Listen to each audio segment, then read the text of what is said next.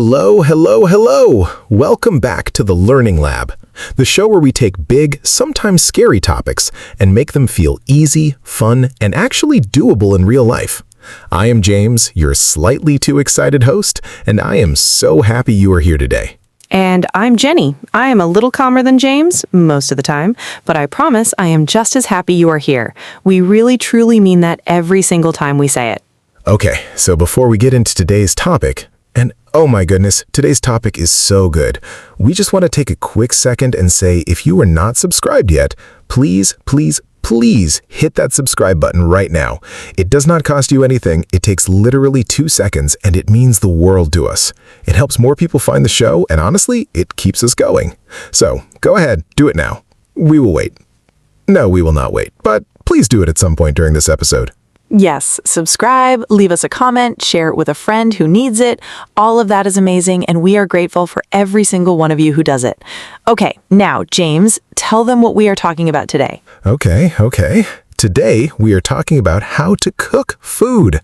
Yes, cooking, the thing that every human being on this planet needs to do to survive, and yet, somehow, so many of us never really learn how to do it properly. I was one of those people for a very long time, and I am not even embarrassed to say it anymore. James, tell them the rice story. Tell them. Oh no, we are starting with the rice story. Okay, fine. So this is maybe 5 or 6 years ago. I decided I was going to cook rice. Just plain white rice. No sauce, no vegetables, nothing fancy, just rice. And I thought, okay, you just put rice in a pot, add some water, and turn on the heat. Simple. Done, right? Right. Wrong. So wrong. I put in way too much water, the heat was way too high, I walked away to watch TV for like 20 minutes, and when I came back, the kitchen was full of steam, there was rice water bubbling all over the stove, and the rice at the bottom of the pot was completely black and burned. The house smelled like smoke for 2 days. 2 days, Jenny. My roommate was so angry at me. James, and yet here you are, hosting a cooking episode. And yet, here I am, because that is the whole point. I learned. And if I can learn, genuinely anyone can learn. That is why we are doing this today. I love that story because it is so relatable. I think a lot of people listening right now have had a moment like that. Maybe not exactly the rice situation, but that feeling of standing in your kitchen, looking at the mess you made, and thinking, how does anyone actually know how to do this? Exactly. And the answer is someone taught them, or they watched and practiced, or they messed up 100 times before they got it right. Cooking is a skill just like riding a bike or driving a car. Nobody is born knowing how to do it. That's such an important point, and I want to actually add a little fact here because I think it helps people feel better. So there's research showing that people who cook at home regularly, not fancy meals, just regular home-cooked food, tend to have better overall health, save significantly more money over time, and even report feeling less stressed compared to people who eat out most of the time. It's not just about the food itself, it's about the habit and the confidence that comes with it. Wait, really? Less stressed? I feel like cooking stresses me out sometimes. I mean, how do I put this? There are moments in the kitchen where I'm like, 5 things are happening at once. Something is burning, something else is still raw, and I'm just standing there like a confused statue. A confused statue. Okay, yes, that initial learning phase can feel stressful, but once you build up the basics, once you actually know what you're doing, it becomes almost like a meditation for a lot of people. It's repetitive, it's focused, and at the end, you get to eat something delicious that you made yourself. That's a really satisfying feeling. Okay, I actually completely agree with that. Now that I know what I'm doing in the kitchen, at least most of the time, I actually enjoy it. It's like... Okay, here's my analogy. You know how when you first learn to drive a car, every single thing feels overwhelming? You're thinking about the pedals, the mirrors, the steering, the other cars, the signs. Your brain is on fire. But after a while, you just drive. You don't even think about it. It becomes natural. That's a perfect way to describe it. Cooking works exactly the same way. And that's what we want to talk about today, the foundations, the basic things that once you understand them, make everything else in the kitchen so much easier and less scary. Yes, so let's start at the very beginning, and I mean the very beginning. Like, what even is cooking? Jenny, you want to kick us off? Sure. So at its most basic level, cooking is just applying heat to food to change it. That's it. Heat makes things softer, it kills germs that could make you sick, it changes the flavor and the texture, and it makes food easier for your body to digest. Before humans discovered fire and started cooking food, we were eating everything raw, and our bodies had to work so much harder to get any nutrition from it. So cooking is basically one of the oldest and most important things humans have ever figured out. That's kind of amazing when you think about it. Right. And what's also interesting is that cooking is how human brains grew bigger over thousands of years. Cooked food gives our bodies more energy more easily, and that extra energy went to developing our brains. So in a very real way, cooking made us smarter as a species. Wait, so if I'm not cooking, I'm basically getting dumber? I'm not going to say that, but cook your food, James. Message received. Okay, so for anyone listening who's an absolute beginner, let's talk about the basic ways you can cook food. Because I think one thing that confuses people is that cooking isn't just one thing. There are different methods, and each one does something different to the food. Exactly, and you don't need to know all of them right away. You just need to know a few of the most common ones, and you'll be able to make probably 90% of the meals you want to make. Okay, let's go through them. Number 1, boiling. This is probably the most basic one. You take water, you heat it until it's bubbling. That bubbling is called boiling, and then you put your food in. Pasta, eggs, vegetables, rice, all of these can be boiled. It's simple and it's very hard to mess up, as long as you have enough water and you watch the time. The main thing to know about boiling is that it's very gentle for some foods and can be too harsh for others. If you boil vegetables for too long, for example, they can become very mushy and lose a lot of their nutrients and color. So timing really matters. A general rule, the smaller and thinner the food, the less time it needs. That's a great tip. And speaking of timing, can I just say, a kitchen timer is your best friend. I used to try to remember in my head how long something had been cooking, and I would always forget or guess wrong. Now I set a timer every single time, and my cooking improved so much just from that one change. That's honestly one of the best pieces of advice for beginners. Your phone has a timer. Use it. Okay, method number 2, frying. Now there are 2 main kinds of frying. There's pan frying, where you put a little bit of oil in a pan and cook the food in that. And then there's deep frying, where you have a lot of oil and the food goes completely into it. Deep frying is how you make things like French fries or fried chicken.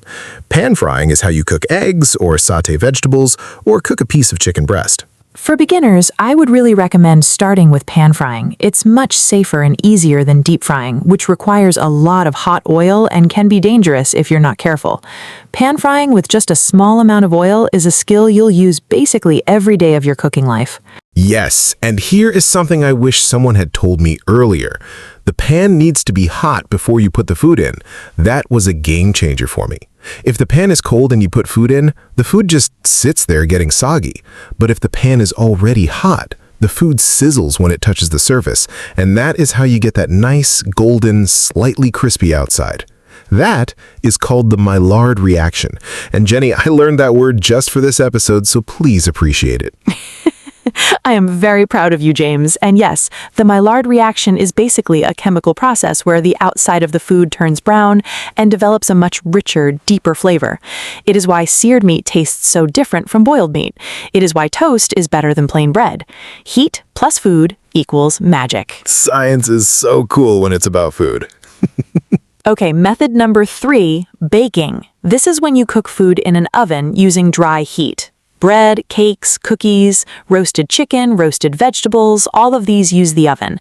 Baking is a little more precise than other methods because the temperature and the time really matter. If you bake something at the wrong temperature, it can come out raw in the middle or burned on the outside. Baking is the one where I feel like you really have to follow the recipe exactly, especially when you're starting out. With something like frying or boiling, you can kind of adjust as you go. Taste it, see how it looks, add more time if needed. But with baking, the chemistry is already happening inside the oven, and you can't really change it once it's in there. That is true. Baking is sometimes called the science of cooking because it's so precise. But once you understand the basics, like what temperature is medium heat and how to tell if something is done, it becomes very straightforward. And the results are so satisfying, okay? And then we have steaming. This is one that I think people overlook a lot, but it's honestly fantastic, especially for vegetables. Instead of putting food directly in water, you hold the food above the water, so the steam, the hot vapor, cooks it. This keeps the food very moist, it keeps more of the nutrients compared to boiling, and it's very, very hard to mess up. Steaming is actually one of the healthiest cooking methods because you're not adding any fat and you're keeping most of the vitamins and minerals in the food. In many Asian cuisines, steaming is used for all kinds of foods: dumplings, fish, vegetables, rice. It's incredibly versatile. All right, so now let's talk about something that I think is so important and nobody really talks about enough when they teach cooking, and that's how to taste your food as you cook it. This sounds so basic, but it's genuinely one of the biggest differences between someone who cooks okay and someone who cooks really well. Oh, absolutely. Tasting as you go is everything. You need to know what the food tastes like at different stages so you can adjust. Maybe it needs more salt, maybe it needs a squeeze of lemon juice to brighten it up, maybe it's a little bland and needs more of a spice. You'll never know unless you taste it. I used to be scared to taste things while cooking because I thought, what if it's not good yet? But that's exactly the point. You taste it when it's not done yet so you can fix it before it's too late. Once it's on the plate and someone is eating it, it's too late to add more salt. And speaking of salt, can we just talk about salt for a second? Because I think salt is one of the most misunderstood ingredients in cooking, especially for beginners. Oh yes, please. So a lot of people are scared of salt because they've heard that too much is bad for you. And yes, if you eat enormous amounts every day, that's not great. But in cooking, salt does something really important. It doesn't just make things salty, it actually makes the other flavors in the food taste stronger and more alive. Food without enough salt tastes flat and kind of lifeless, even if every other ingredient is perfect. It's like, okay, here's my analogy. Imagine you're at a concert and the sound system is turned down really low. You can hear the music, but it feels kind of dull and distant.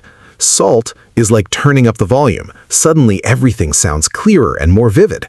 The music didn't change, it just sounds better. That's actually a really great way to put it. Salt amplifies flavor, and you don't need a lot. Just a little pinch at the right time can completely transform a dish. Okay, let's talk about one more super important thing, and that's kitchen safety. Because cooking is fun and cooking is great, but a kitchen can also be a dangerous place if you're not careful.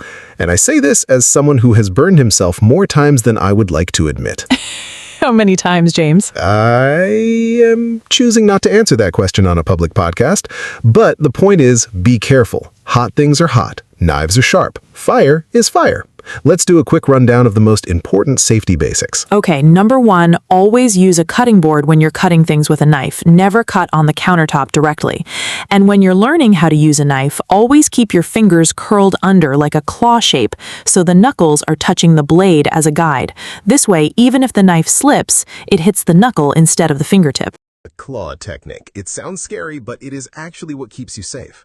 Number 2, when you are cooking on the stove, always point pan handles toward the side, not sticking out toward you.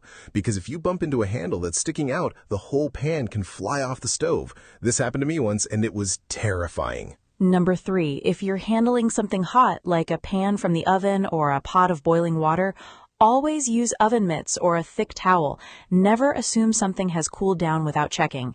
Metal holds heat for a long time. And number 4, if you ever have a small fire in a pan, do not throw water on it. Water on a grease fire makes it explode and get much bigger. Instead, turn off the heat and put a lid on the pan to cut off the oxygen. The fire will go out. That is such an important one. A lot of people do not know that, and knowing it could literally save your kitchen or more. Okay, let us get to the part everyone loves. What should a complete beginner actually cook first? Like, if you've never really cooked before and you want to start today, what do you make? I have thought about this, and I always say start with eggs. Eggs are cheap, they're fast, they're nutritious, and you can cook them in so many different ways. Scrambled eggs, fried eggs, boiled eggs.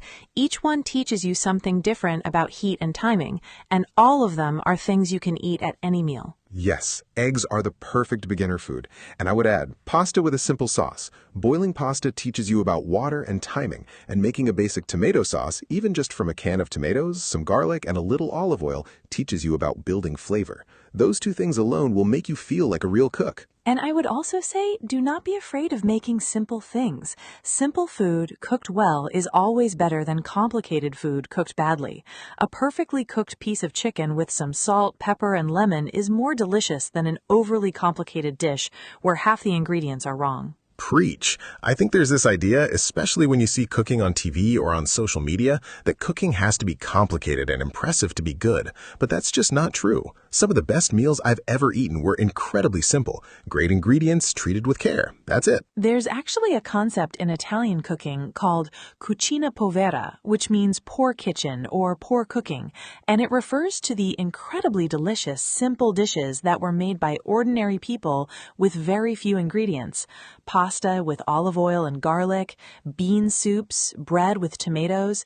These are beloved dishes around the world, and they cost almost nothing to make and use very basic skills. That is such a beautiful thing. It tells you that cooking is not about how much money you spend or how fancy the technique is. It's about understanding your ingredients and treating them well. Exactly, and that understanding comes from practice, from cooking regularly, making mistakes, tasting things, adjusting, and doing it again tomorrow. So here's my challenge to anyone listening. This week, cook one meal at home that you would normally order from a restaurant or buy ready-made. Just one meal. It doesn't have to be perfect. It doesn't have to be impressive. Just try it, pay attention to what happens, and notice how it feels to eat something you made yourself. That's a great challenge, and I'll add to that.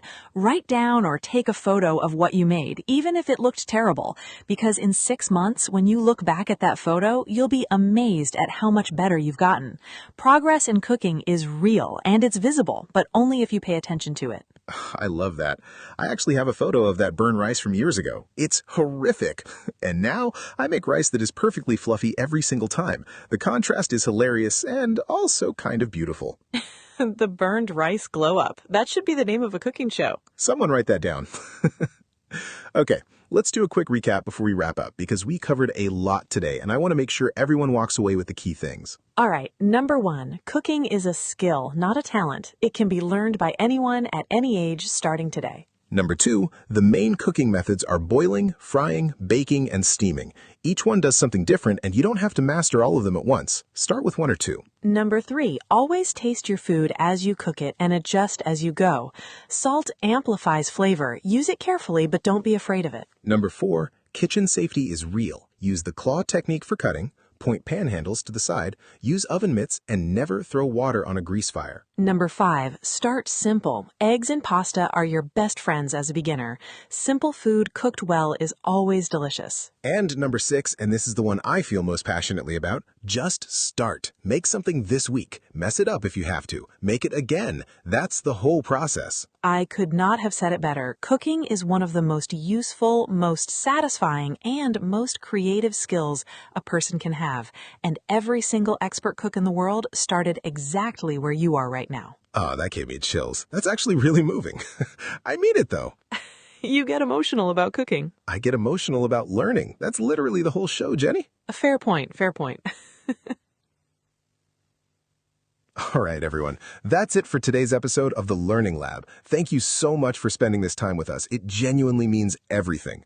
If you enjoyed this episode, please share it with someone who's just starting out in the kitchen or honestly, anyone who could use a little encouragement to try cooking at home. And if you haven't already, subscribe to the channel, leave us a comment telling us what your kitchen disaster story is, because we want to hear it. And if you make something after listening to this episode, let us know about it. We love hearing about it. We'll be back next week with another episode. Until then, go cook something, be patient with yourself, and remember, every great cook was once a beginner standing in their kitchen wondering what on earth they were doing. Take care, everyone. Bye!